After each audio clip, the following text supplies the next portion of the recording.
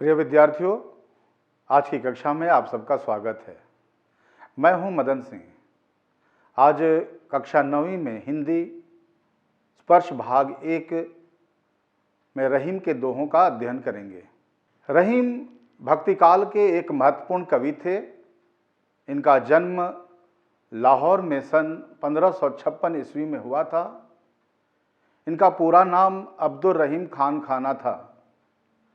रहीम अरबी, फारसी, संस्कृत और हिंदी के अच्छे जानकार थे। इनकी नीतिपरक उक्तियों पर संस्कृत कवियों की स्पष्ट छाप परिलक्षित होती है। रहीम मध्ययुगीन दरबारी संस्कृति के प्रतिनिधि कवि माने जाते हैं। अकबर के दरबार में हिंदी कवियों में इनका महत्वपूर्ण स्थान था। रहीम अकबर के 9 रत्नों में से एक थे। इनका देहावसान सन 1626 ईस्वी में हुआ। रहीम के काव्य का मुख्य विषय है श्रृंगार, नीति और भक्ति। रहीम बहुत लोकप्रिय कवि थे। इन्होंने दैनिक जीवन के सरल उदाहरणों के द्वारा अपने जीवन में नीति की बहुत सी बातें बताई हैं। रहीम को अवधी और ब्रज दोनों भाषाओं पर समान अधिकार था। इन्होंने काव्य में प्रभावपूर्ण भाषा का प्रयोग किया है। रहीम की प्रमुख कृतियां हैं रहीम सतसई, श्रृंगार सतसई, मदनाष्टक, रास पंचाध्यायी, रहीम रत्नावली, बरवै, भाषिक भेद वर्णन। ये सभी कृतियां रहीम ग्रंथावली में समाहित हैं। प्रस्तुत पाठ में नीतिपरक दोहे दिए गए हैं। ये दोहे बतलाते हैं कि हमें क्या करना चाहिए और क्या नहीं करना चाहिए तथा हमें औरों के साथ कैसा बर्ताव करना चाहिए। तो यह था रहीम का एक संक्षिप्त परिचय। तो आइए बारी बारी से रहीम के दोहों का अध्ययन करते हैं। पहला दोहा है, रहीमन धागा प्रेम का मत तोड़ो चटकाए, टूटे से फिर ना मिले, मिले गांठ परी जाए। रहीम इस दोहे के माध्यम से यह कहते हैं कि यह प्रेम रूपी जो धागा है बहुत ही नाजुक है। इस प्रेम रूपी धागे को बचा कर रखो, इसे मत तोड़ो। टूटे से फिर ना मिले, मिले गांठ परी जाए। यह प्रेम रूपी धागा अगर एक बार टूट जाए तो दोबारा नहीं जुड़ पाता। यदि धागे को एक बार तोड़ दिया जाए और हम उसे दोबारा जोड़ने का प्रयत्न करते हैं तो वह धागा पहले जैसा नहीं जुड़ पाता है। जुड़ने पर उसमें एक गांठ पड़ जाती है। उसी तरह से हमारे संबंध भी बहुत नाजुक होते हैं। हमें आत्मीय संबंधों को बहुत सहेज कर रखना चाहिए। एक बार संबंध में अगर किसी कारण से दरार पड़ जाती है तो हमारे संबंध पहले जैसे नहीं रह जाते हैं, उसमें एक गांठ पड़ जाती है। मन में कहीं ना कहीं उस बात को लेकर एक कटुता जो है बैठ जाती है। इसीलिए रहीम कहते हैं कि हमें प्रेम रूपी धागे को सहेज कर रखना चाहिए, उसे नहीं तोड़ना चाहिए, क्योंकि प्रेम रूपी धागा एक बार टूट जाए तो वह दोबारा नहीं जुड़ता, और जुड़ता भी है तो उस पर एक गांठ पड़ जाती है। दूसरा दोहा है, रहीमन निज मन की बिथा, मन ही राखो गोय, सुनी अठलई हैं लोग सब, बांट न लई हैं कोई। रहीम कहते हैं कि हमें अपनी मन की व्यथा, मन का जो दुख दर्द है उसे मन में ही रखना चाहिए। दूसरों के सामने अपने मन की व्यथा प्रकट नहीं करनी चाहिए, क्योंकि बहुत से ऐसे लोग हैं जो हमारे सच्चे शुभचिंतक नहीं होते।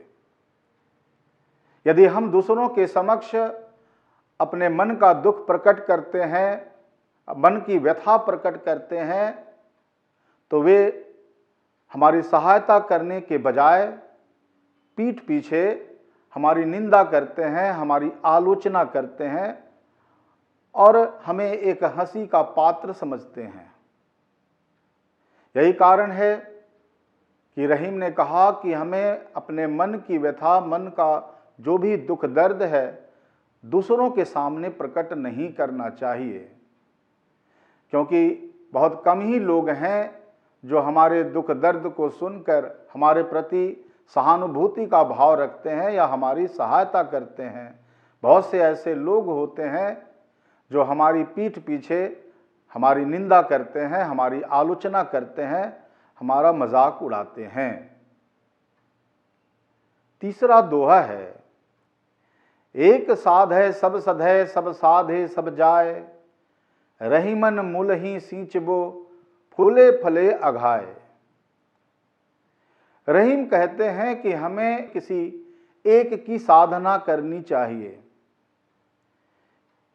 यदि हम बहुत सारे देवी देवताओं को एक साथ साधना चाहते हैं या साधने का प्रयत्न करेंगे तो हम किसी को भी साध नहीं पाएंगे। रहीम का कहना है कि हमें एक ही परमात्मा की साधना करनी चाहिए और उस साधना से हमें जो ईश्वर की कृपा प्राप्त होगी उससे हमारे जीवन के सारे सुख जो है हमें प्राप्त हो जाएंगे, जीवन के सारे सुख हमें उपलब्ध हो जाएंगे। बहुत सारे देवी देवताओं की उपासना करने के बजाय एक ही परमात्मा की साधना करनी चाहिए और यदि हम उस ईश्वर की उपासना करते हैं तो जीवन में सभी तरह के सुख हमें प्राप्त हो जाते हैं। रहीम ने इसी बात को एक उदाहरण के माध्यम से समझाने का प्रयत्न किया है। रहीमन मूलहि सींचबो, फूले फले अघाय।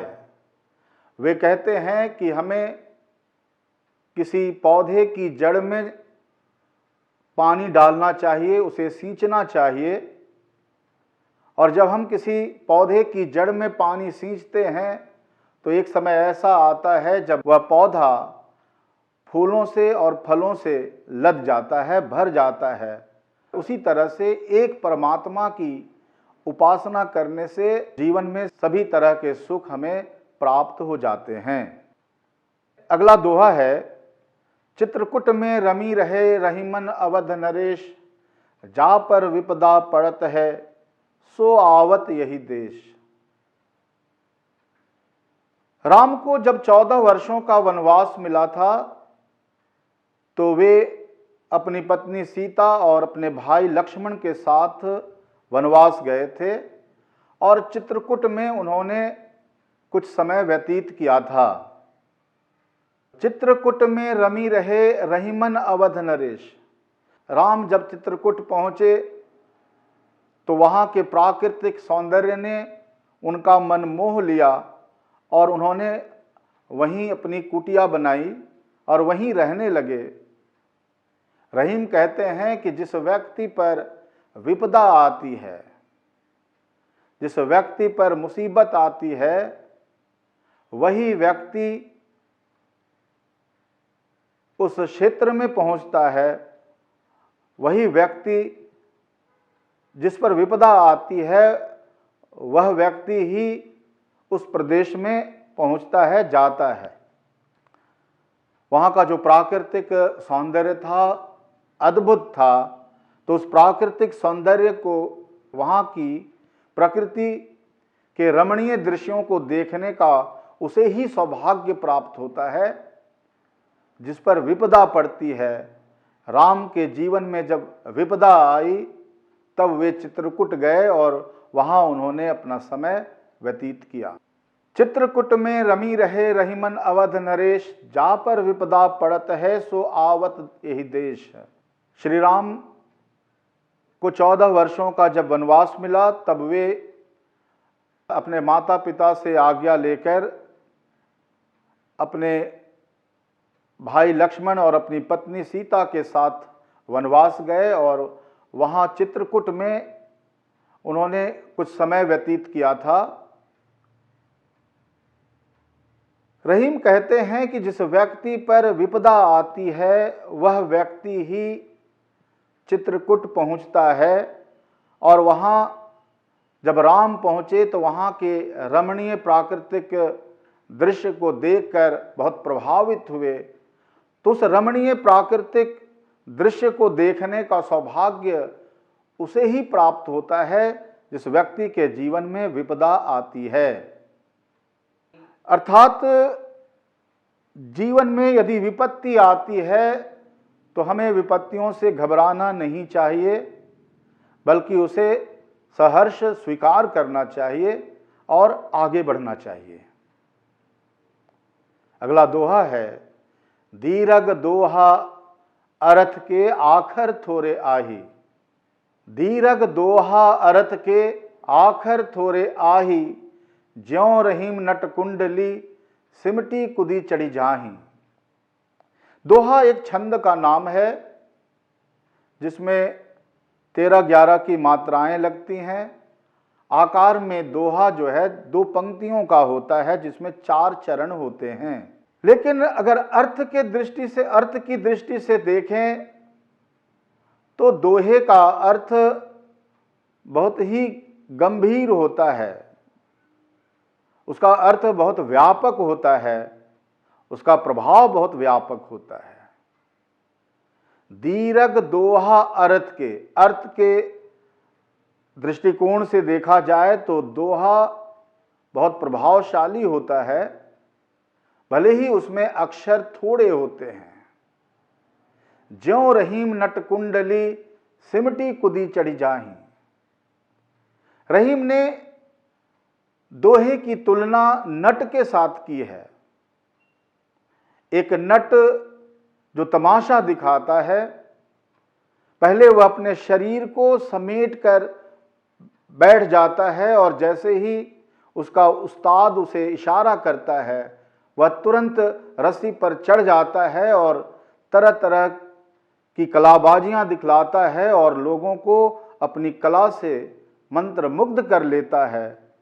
उसी तरह से दोहे का प्रभाव भी व्यक्ति पर वैसा ही पड़ता है। भले ही आकार में दोहे छोटे होते हैं, लेकिन उनका प्रभाव बहुत गहरा होता है, व्यापक होता है। उन्होंने यही कहने का प्रयत्न किया है। बिहारी लाल के दोहों के बारे में भी इसी तरह की बात कही जाती है।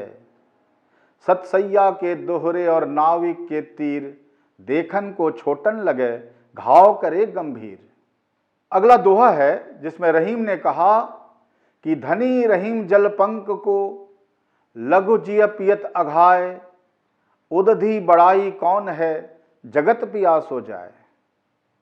धनी रहीम जलपंक को, वे धनी लोग जिसके पास धन है और वे अपने धन का उपयोग परोपकार के कार्यों में लगाते हैं, दूसरों की सहायता किया करते हैं, वे धनी लोग पंख वाले जलाशय की तरह हैं। जिस तरह से पंख वाला जलाशय बहुत सारे छोटे छोटे प्राणियों की प्यास बुझाता है, उसी तरह से धनी लोग बहुत सारे लोगों को रोजगार देते हैं और बहुत सारे लोगों की आजीविका चलाते हैं। वे समाज के लिए बहुत अच्छे अच्छे कार्य भी करते हैं। उदधि बढ़ाई कौन है जगत पियास हो जाए। रहीम कहते हैं कि समुद्र का बड़प्पन किस काम का, यदि वह किसी भी प्राणी की प्यास बुझाने में असमर्थ है।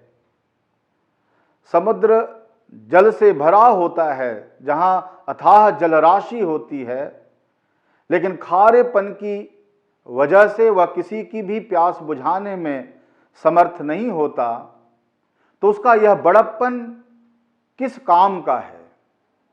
उससे अच्छा तो वह छोटा जलाशय है, भले ही उस जलाशय में नीचे तल में कीचड़ है, लेकिन वह बहुत सारे प्राणियों की प्यास बुझाने में सक्षम है। अर्थात वह धनी व्यक्ति जो थोड़ा कम धनी है लेकिन बहुत सारे लोगों को रोजगार देता है, उनकी आजीविका चलाता है, तो वह उस महान धनी व्यक्ति से श्रेष्ठ है जिसके पास अपार धन है, लेकिन वह अपने धन का उपयोग परोपकार में नहीं करता है। एक और दोहा देखते हैं। नाद रिझी तन देत मृग, नरधन हित समेत, ते रहीम पशु से अधिक, रिझे हूं कछु न देत। मृग के बारे में, हिरण के बारे में यह कहा जाता है कि उसे संगीत बहुत अच्छा लगता है, उसे संगीत अच्छा लगता है और वन में जब भी उसे कहीं से संगीत सुनाई देता है तो वह ध्यान मग्न होकर उस संगीत को सुनने में व्यस्त हो जाता है, जिसका शिकारी लाभ उठाता है और उसके बहुत निकट जाकर उसकी हत्या कर देता है। नाद से प्रसन्न होकर, संगीत से प्रसन्न होकर मृग जो है अपना शरीर त्याग देता है। मनुष्य यदि प्रसन्न होता है तो वह भी उसके बदले में धन देता है। जब भी कोई व्यक्ति हमारे जीवन में प्रसन्नता लाने का प्रयत्न करता है तो हम उसे जो भी बन पड़ता है धन संपत्ति देते हैं और उसकी सहायता करते हैं। लेकिन रहीम ने उस व्यक्ति की आलोचना की है जो व्यक्ति प्रसन्न होने के बाद भी कुछ नहीं देता। ऐसे लोगों के बारे में रहीम ने कहा कि वे लोग पशु से भी गए बीते हैं जो प्रसन्न होने के बाद कुछ भी नहीं देते। अर्थात रहीम यह कहना चाहते हैं कि जो लोग हमारे जीवन में प्रसन्नता लाने का प्रयत्न करते हैं, हमारा कर्तव्य बनता है कि हम उनकी सहायता करें, जो भी बन पड़े हम उनकी मदद करें। समाज में हमारे ऐसे आचरण से ही समरसता बनी रहती है और हमारा समाज आगे बढ़ता है। आइए एक और दोहे की चर्चा की जाए। बिगड़ी बात बने नहीं, लाख करो किन कोय, रहीमन फाटे दूध को, मथे ना माखन होए। रहीम कहते हैं कि एक बार यदि कोई बात बिगड़ जाए तो वह दोबारा नहीं बनती। किसी कारण से अगर कोई काम हमारा बिगड़ जाए तो वह काम दोबारा नहीं बनता। और इस बात को उन्होंने एक उदाहरण के माध्यम से स्पष्ट किया है। उन्होंने उदाहरण दिया है और कहा है कि जिस तरह से दूध एक बार फट जाए तो उसे हम मथानी पर रख कर लाख मथें, उससे मक्खन नहीं निकल सकता। दूध को जब हम उबालते हैं और इसी क्रम में जब दूध फट जाता है तो उस दूध से मक्खन नहीं निकाला जा सकता है। भले ही हम और दूसरी चीज़ें उससे निकाल लें, लेकिन मक्खन नहीं निकाल सकते। अर्थात कवि का यह कहना है कि एक बार यदि बात बिगड़ जाती है तो वह बात दोबारा नहीं बनती। जिस प्रकार से दूध एक बार फट जाए तो हम उसे लाख मथें, उससे मक्खन प्राप्त नहीं कर सकते। तो इसीलिए किसी भी कार्य को करने से पहले हम अच्छी तरह से सोच समझ लें और कोई भी ऐसा काम न करें जिससे कि हमारी बात बिगड़ जाए। हमें किसी भी कार्य को करते समय बहुत सावधानी बरतने की आवश्यकता है, क्योंकि एक बार अगर बात बिगड़ जाए तो वह बात फिर नहीं बन पाती। तो प्यारे बच्चों, आज हमने रहीम के दोहों का अध्ययन किया। आइए इस पाठ से संबंधित कुछ शब्दों के अर्थ जानें। पहले दोहे से जो शब्द लिए गए हैं उसमें पहला शब्द है चटकाए। चटकाए का अर्थ है चटकाकर, तोड़कर। दूसरे दोहे से शब्द लिया गया है बिथा। बिथा व्यथा, दुख, वेदना, कष्ट, गोए छिपाकर, अठिलई हैं इठलाना या मजाक उड़ाना। तीसरे दोहे से शब्द लिया गया है सिंचिबो। इसका अर्थ होता है सिंचाई करना। जब हम किसी पौधे में पानी डालते हैं तो उसको कहते हैं सिंचाई करना। इसी दोहे से एक और शब्द है अघाय, जिसका अर्थ होता है तृप्त होना। अगला शब्द है अर्थ, जिसका अर्थ होता है मायने या आशय या मतलब। थोड़े, थोड़ा, कम, पंख, कीचड़, उदधि, सागर, नाद, ध्वनि, नाद, ध्वनि। आप संगीत भी कह सकते हैं। रिझी, मोहित होकर, प्रसन्न होकर। बिगड़ी, बिगड़ी हुई। फाटे दूध, फटा हुआ दूध। मथे, मथना। जब हम मथानी में मथते हैं तो उसको कहते हैं मथना। आइए इस पाठ से संबंधित प्रश्नों को देखें। पहला प्रश्न है,